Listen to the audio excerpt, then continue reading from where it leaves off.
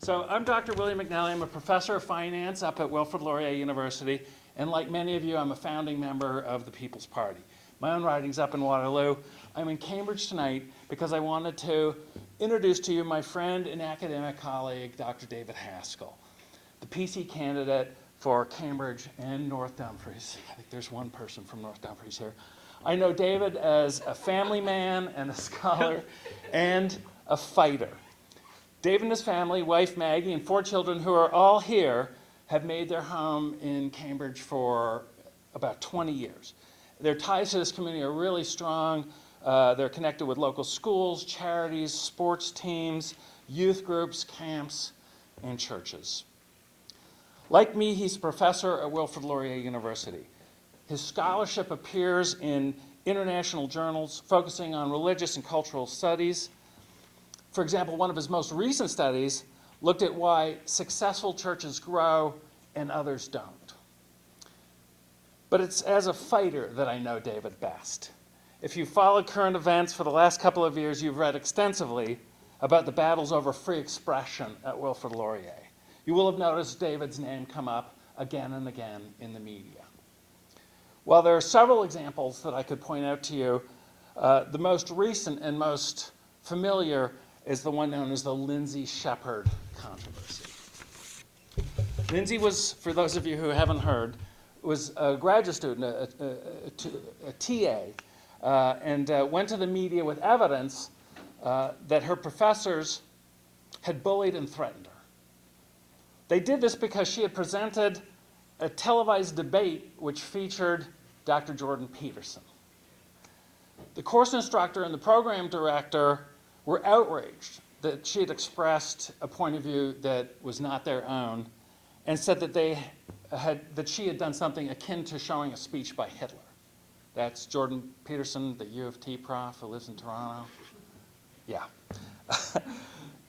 The university administration did absolutely nothing for Lindsay, though they did give support for the professors who did the bullying. David immediately reached out to Lindsay and offered her assistance. He also reached out to the national media, calling the perpetrators and Laurier administrators to account. I was honored and thrilled to work side by side with him in the weeks and months that followed that. Ultimately, our efforts paid off. Lindsay was exonerated completely, and it was determined that her professors had lied. Under duress, the university administration apologized. While I was pleased to work with David, I was equally disgusted with the majority of our colleagues and with the university administration. Some blamed Lindsay. Some were worried about being bullied by far-left radical faculty. Others were just worried about hurting their career, and so they stayed silent. But the record shows that David does not stay silent. Even when it comes with a cost, he will say what needs to be said. How appropriate that the title of David's speech tonight is Things That Can't Be Said and Why I Will Say Them. Ladies and gentlemen, I present to you David M. Haskell. Thank you. I think that Will should be the candidate up in Waterloo for the People's Party. What do you think? Kathy, his wife? No. He already gets in enough trouble. Well, thank you, Will, for those very kind words, and thank you to everyone who made the choice to be here tonight. And for many of you, coming here tonight is a courageous choice, because coming to a meeting like this will be viewed by some as a sign that you are a disruptor. And by the way, disruptor may be the best word that they use to describe you. Right now, there's intense pressure put on us by media and academia and our own federal government to keep our mouths shut. We're being pressured into not talking about the common sense things that we see clearly before our eyes. And our would-be censors use peer pressure and name-calling and force-fed guilt and even threats to make sure that we stay compliant and silent. But tonight, you are a disruptor. And that might be a brand new experience for some of you, but now more than ever, it is truly needed. I really believe it's truly needed. In fact, I lead a group of young men And each week we get together and we talk about focusing on how we can make our character stronger, and how we can tell the truth more often, and how we can consistently show courage. And almost every week we come back to the idea that character and truth and courage, they're all like a muscle. To get them stronger, we need to exercise them at every opportunity, because even small exercises of character, truth, and courage will build that muscle. And so you're here tonight, a small exercise. But every small exercise makes us stronger and makes us ready for those times when we have to act in larger measure. So in reality, I really could have called this speech, "Welcome to gym class, everybody."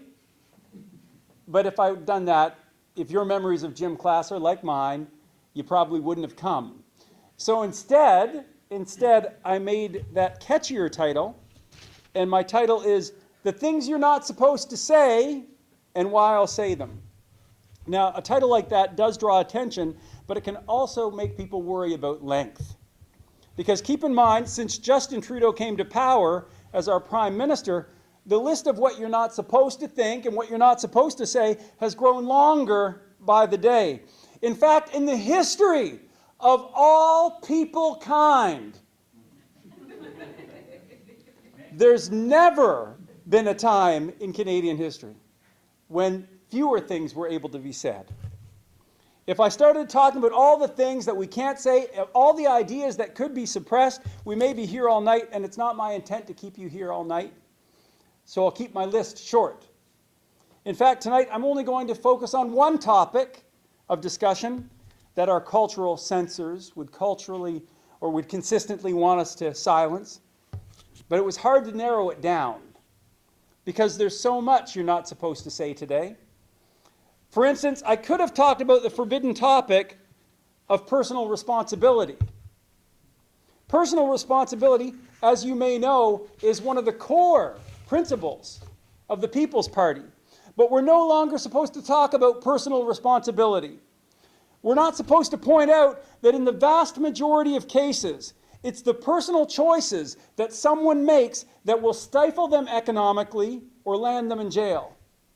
We're not allowed to say, it's not the fault of the system, it's the fault of your character. Say that, and those on the left will come after you with torches and pitchforks. What else is out? Fairness is out. Not with the People's Party. Fairness is one of the core principles of the People's Party. But in the rest of Canada, we're forbidden to talk about true fairness. You see, true fairness says that anybody should be eligible to get a job or to advance in a job simply because of their merit and their competency. True fairness does not give extra benefits and opportunities to someone just because they happen to have the government-approved external characteristics. But we're not allowed to say that anymore. Truly, there are a lot of no-go zones when it comes to topics of discussion. But tonight I'm going to dive into just one, and that forbidden topic is this. In Canada, you're no longer free to say immigration can have negative consequences. According to the Liberals, the NDP, and even Andrew Scheer's Conservatives, the only permissible comment that we can make about immigration has to be glowing praise. And there are things to praise. We know, you and I, we know newcomers to Canada who have fully embraced our country's values, and they are examples of industriousness and ethics and compassion, and they are amazing Canadians. But there's still a lot wrong with our immigration system. And in this climate of forced censorship, it's getting worse. And if you dare to question elements of our current system, if you dare to question the illegal crossings, the increasing numbers, or how immigrants are vetted, and our country's elites will call you racist or bigoted. It doesn't matter that you don't hold any malice and that their label is a slanderous lie. They don't care about the facts. In my case, they won't care that I always will treat every person equally. They won't care that I've always taught my children that your sex doesn't matter, your skin color doesn't matter, your ethnicity doesn't matter a bit, Because for those people who would censor us, your intent doesn't matter. What's in your heart doesn't matter. Because for them, if you question anything about the immigration system, these politicians will call you a racist or some other epithet. Okay, hold on. To be fair, Andrew Scheer probably would not call you a racist. Andrew Scheer, the Conservative Party leader, would probably just tell you what he tells his other Conservative Party MPs. He would say, shh, keep your mouth shut. As his record shows, Scheer hates to take public stands on most issues. Of course, in private, Scheer's different. When no one's looking, if it will get him votes or public funds, Scheer is willing to pander to anybody. And while Andrew Scheer wants to avoid issues and keep things hush-hush, we've got other federal leaders doing their name-calling in public anytime you bring up immigration. The examples are many. The most recent came just last week from NDP leader Jagmeet Singh. It was during a candidates meeting, again in Burnaby South in BC. He was hoping to shut the debate down. So Singh said that he found it disgusting that the People's Party candidate, Laura Lynn Thompson, raised concerns about safety and security when discussing refugees. Now, her comments didn't come just out of the blue.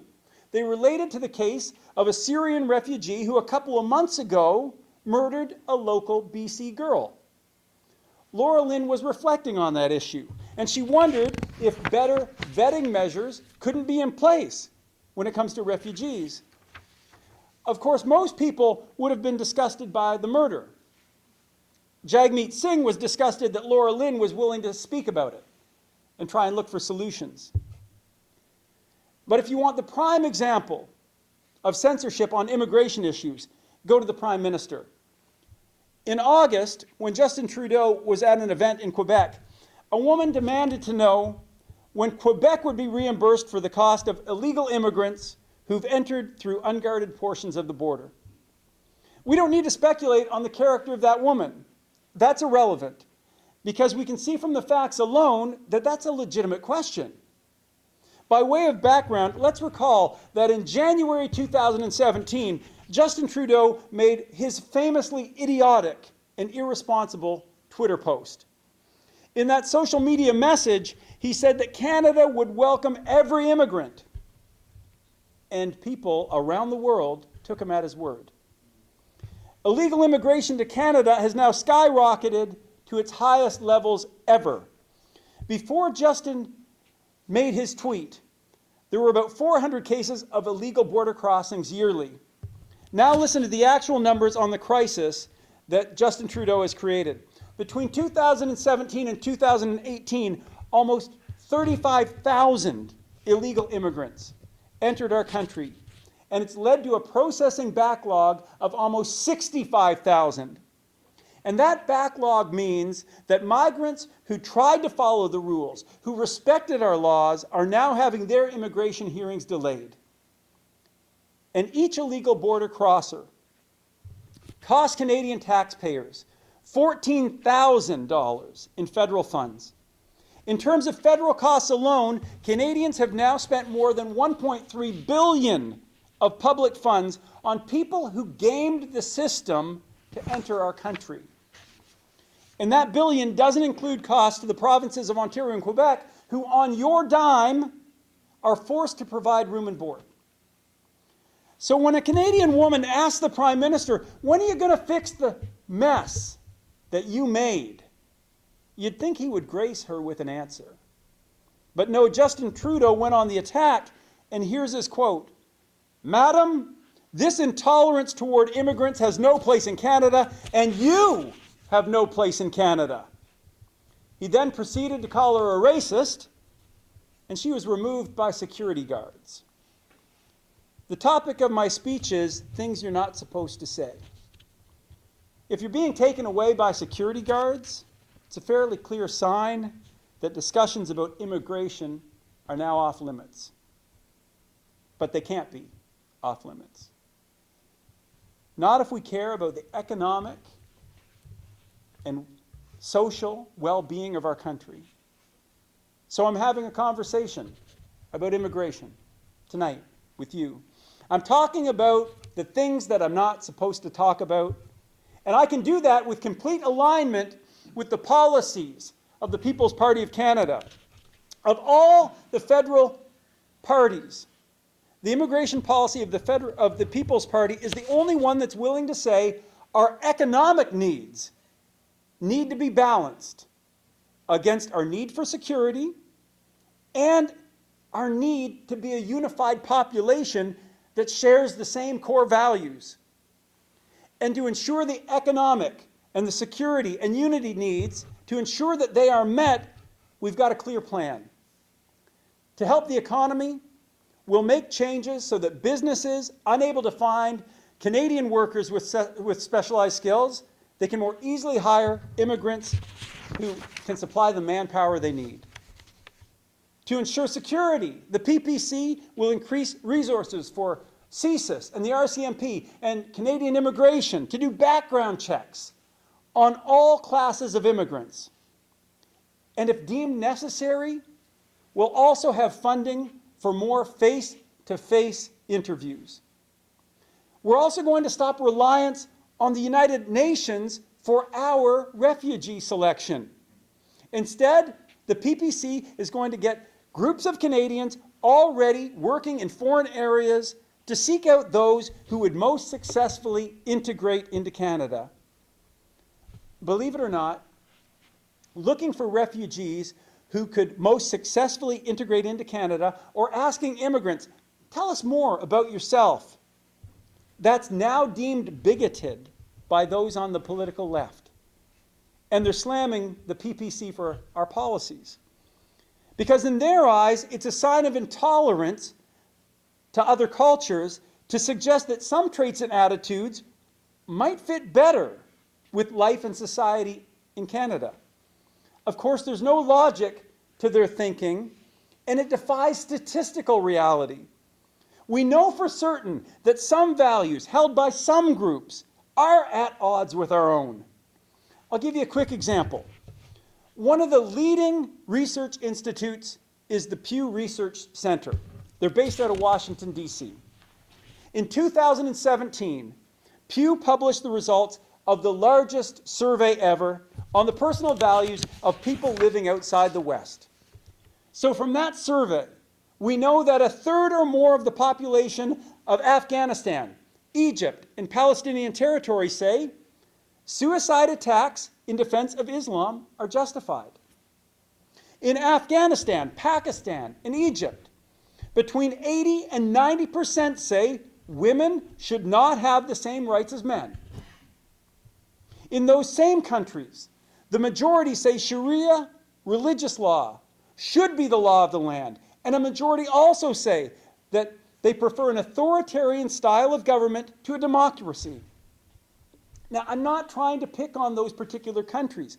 With the Pew survey data, I could have picked any number of countries that would show troubling attitudes.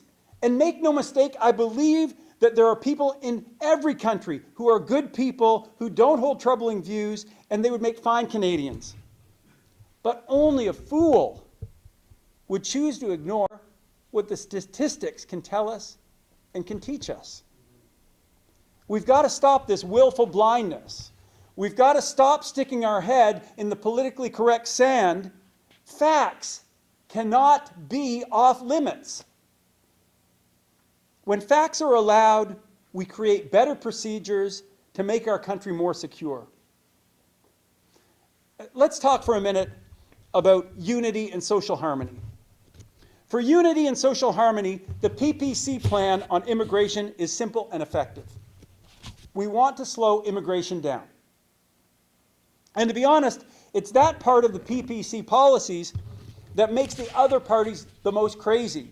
It's what gets the name-calling going. And here's the irony. It makes them yell the loudest because they know it's where we have our strongest evidence. They would prefer if they could just get us to shut up, because when more Canadians hear the facts, the more they embrace the policies of the People's Party. If you're like most Canadians, you don't even know what our yearly immigration rate is. But don't feel badly. Your ignorance is actually government-sponsored. In April 2018, the Canadian press published leaked government memos. In them, bureaucrats advised the Liberals to suppress the facts around immigration numbers. Why? Because focus groups showed that when the population learns the real numbers, support for immigration drops. So if you're like most Canadians, you'd be shocked to hear that Canada's immigration rate is the highest of all G7 nations. Let's take a moment to do a thought experiment. Think about any country in the West, a country that you've read about in the news and that you've heard about civil unrest tied to immigration. If you're having trouble, I'll help you out. Germany might come to mind. The recent riots in France might come to mind. Brexit and the crumbling social unity in Britain might come to mind. In each of those countries, mass immigration is a key part of a mix that's led to massive civil unrest. But most Canadians have no idea that in each of those countries, the immigration rates are significantly lower than what we have in Canada. The most up-to-date statistics on country immigration rates are compiled by the CIA in the United States. And those stats show that Canada's annual immigration rate is more than double the immigration rate of Britain. It is 4 times that of Germany and is 6 times that of France. Based on the outcomes we're currently witnessing in these other countries, is it not fair to question whether Canada's massively higher immigration rates need retooling?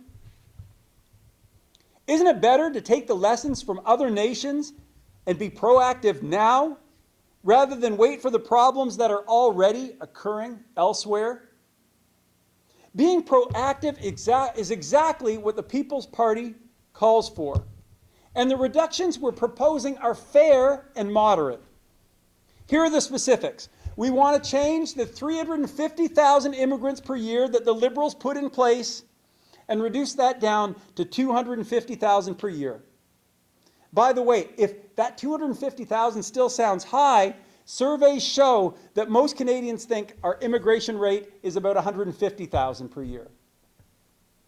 What's important to know is that the best social scientific evidence proves that the PPC plan is exactly what's needed for the good of our country and for the good of immigrants.